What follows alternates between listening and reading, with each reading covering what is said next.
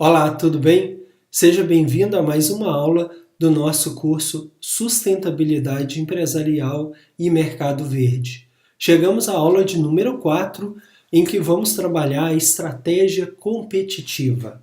Tá? Então, toda vez que a gente fala de estratégia, uma das ideias ou das figuras que vem à mente é o xadrez. O xadrez, por ser um jogo de muita habilidade estratégica dos jogadores. Tá?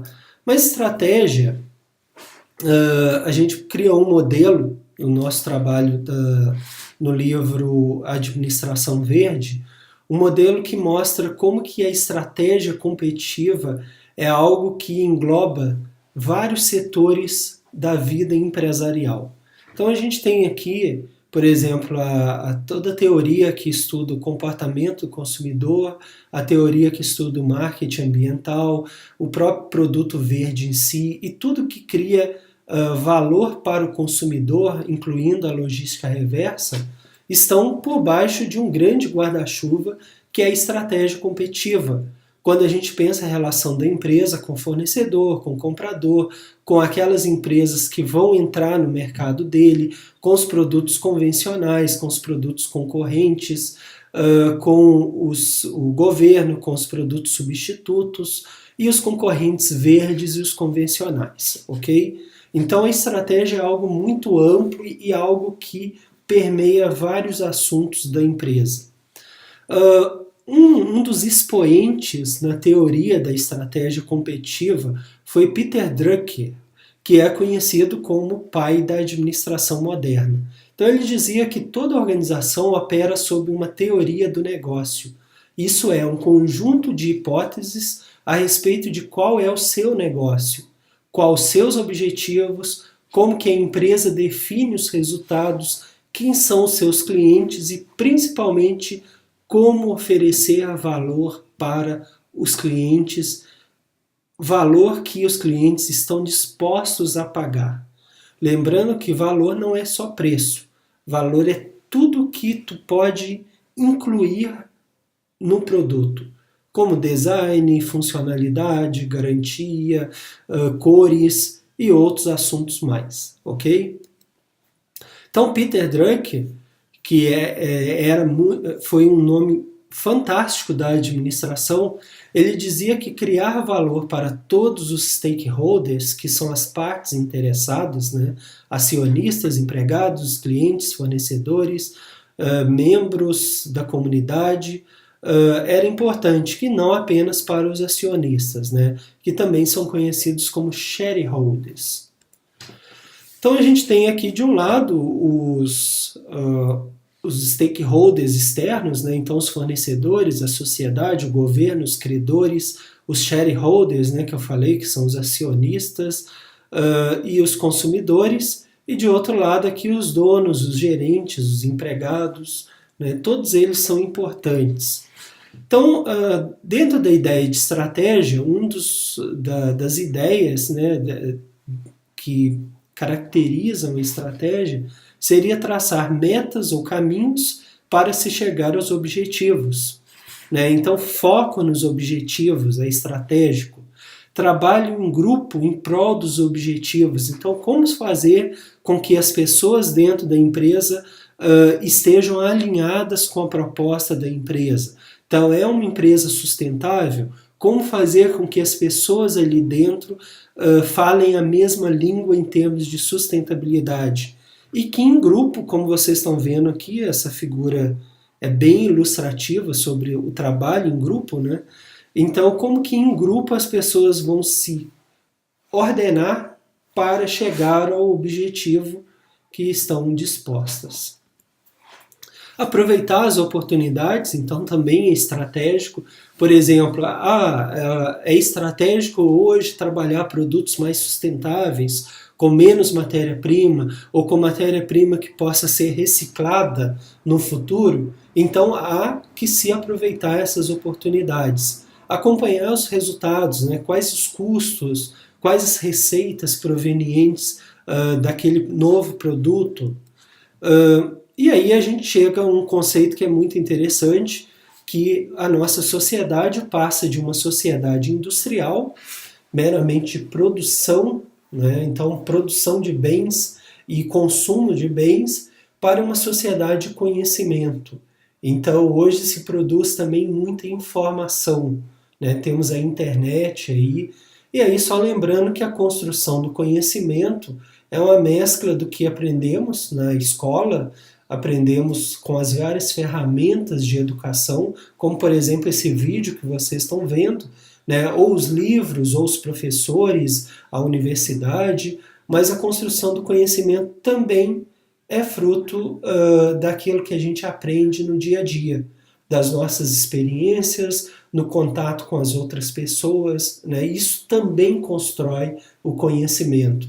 Então a chave desse conhecimento nosso, né, está relacionado com isso, o que a gente aprende nos meios, digamos, oficiais de aprendizado e também nos meios não oficiais, como nessa interação com as pessoas. E aí a estratégia, então, ela tem alguns expoentes, alguns nomes que contribuíram para essa teoria. Talvez o mais antigo seja o Sun Tzu, que era um guerreiro, né, chinês. Então ele criou um livro, né, ele escreveu um livro em tábuas de bambu, como vocês estão vendo aqui, chamado A Arte da Guerra. E ele dizia sobre as estratégias que os exércitos tinham para derrotar os inimigos. Essa obra, logicamente, foi escrita por ele há muitos milhares de anos atrás e foi resgatada para o meio corporativo, as empresas, simbolizando essa arena da guerra como se fosse o mercado entre as empresas, simbolizando a empresa como o exército aliado, simbolizando os concorrentes como o exército inimigo, e quais as movimentações dos generais para ganhar essa guerra. Esses generais seriam os gerentes das empresas. É claro que é um pouco forte, né, tu considerar o meio empresarial como um ambiente de guerra, mas de certa forma é mais ou menos assim que acontece na realidade. Um outro nome foi o Hamel e o Prahalad.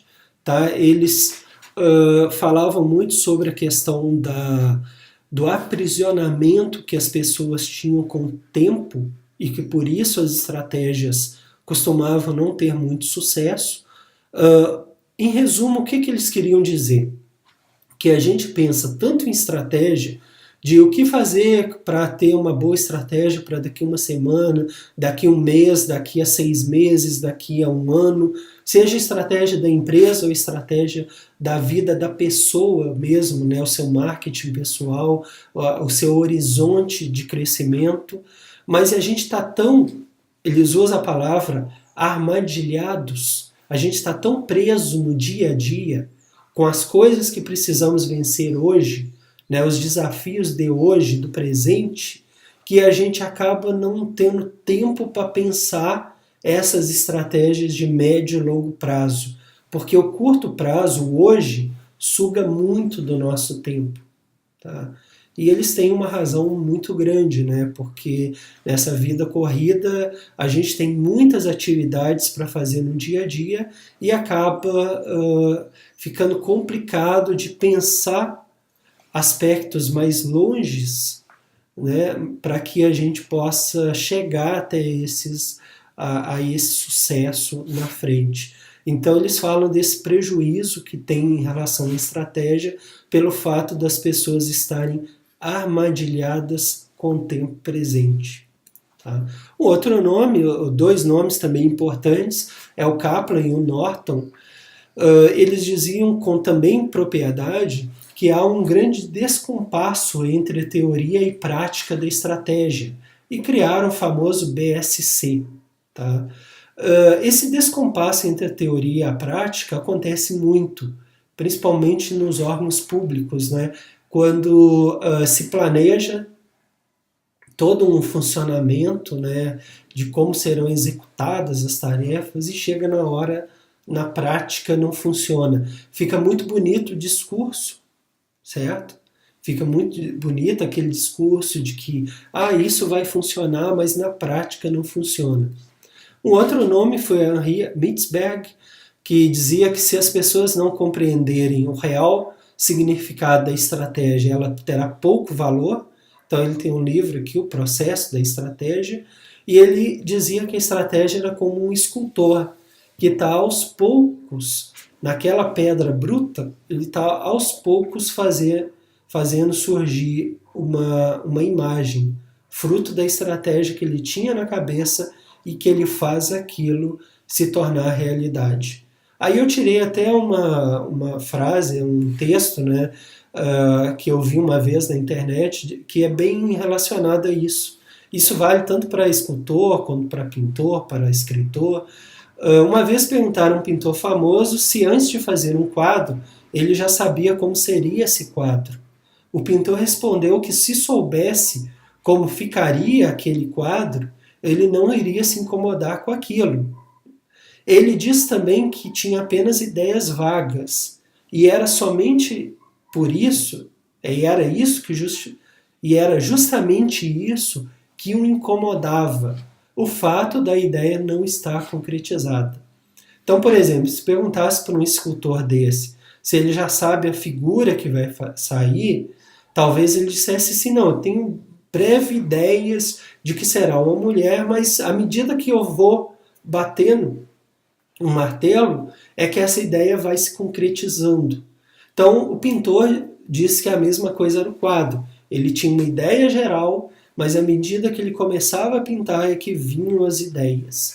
E como escritor também isso acontece isso. Às vezes a gente tem uma ideia, uma espinha dorsal de um livro, isso eu falo com propriedade de escrever livros, né? E à medida que tu vai escrevendo é que as ideias vão aparecendo.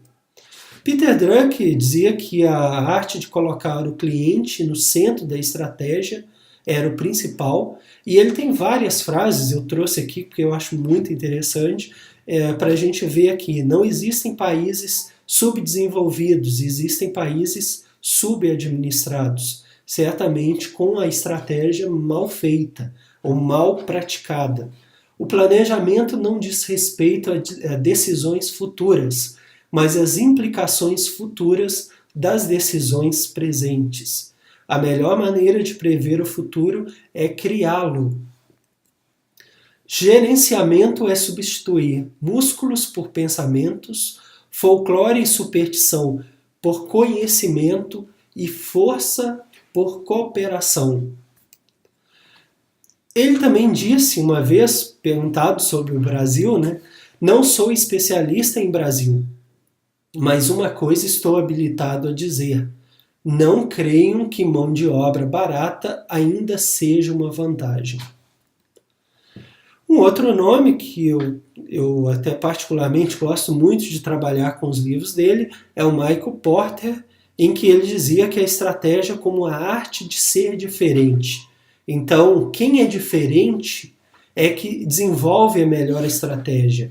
Então ele cria aqui o seu modelo de vantagem competitiva, e aí a questão da estratégia, né, como de ser diferente. Vejam alguns produtos que a gente tem que são muito conhecidos, né, o Omo, o Bombril e os refrigerantes que temos aí, Coca-Cola, Pepsi, Sprite, Guaraná Antártica e outros aí. Vejo que o Omo, por exemplo, talvez seja a marca de sabão em pó mais cara, mas eles conseguem ser diferentes no seu produto, no marketing, tudo que eles desenvolvem. E essas grandes marcas aqui também são assim, né? Elas conseguem fazer com que o produto delas ofereça valor ao cliente muito a mais do que outras empresas que os concorrentes. Então elas conseguem oferecer maior valor, conseguem ser diferentes, ok? Então até a próxima aula, gente.